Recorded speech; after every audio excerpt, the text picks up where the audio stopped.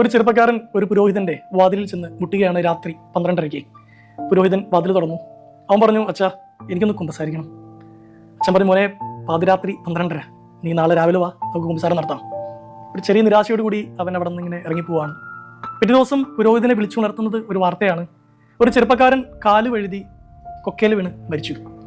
ആ വാർത്ത കേട്ടതും ആ പുരോഹിതൻ ചെറുതായിട്ട് ഇങ്ങനെ നടുങ്ങി കസരയിലേക്ക് വീഴുകയാണ്. കാരണം പുരോഹിതൻ അറിയാം ആ ചെറുപ്പക്കാരൻ കാല് വഴുതി വീണതല്ലെന്ന്, സ്വയം ഇറങ്ങിപ്പോയതാണെന്ന്. എല്ലാ മനുഷ്യർക്കും 3 തരത്തിലുള്ള ജീവിതങ്ങളുണ്ടെന്ന് പറയാം. A public life, A private life, A secret life. Public ലൈഫിൽ എല്ലാവരും കരുതുന്ന, എല്ലാവരും കാണുന്ന ഒരു മനുഷ്യൻ. പ്രൈവറ്റ് ലൈഫിൽ വളരെ അടുത്തറിയാവുന്ന ആളുകൾക്ക് മാത്രം അറിയുന്ന ഒരു മനുഷ്യൻ. സീക്രട്ട് ലൈഫിൽ അവനവന് മാത്രം അറിയാവുന്ന ഒരു മനുഷ്യൻ. പലരുടെയും സീക്രട്ട് ലൈഫിൽ അവർക്ക് തുറന്നു പറയാൻ പറ്റാത്ത പല സങ്കടങ്ങളും പേര് നടക്കുന്ന മനുഷ്യർ.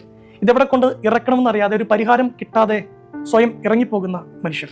നമ്മൾ മുൻവിധികളില്ലാതെ നമ്മൾ കേൾക്കുന്ന ഒരാളുടെ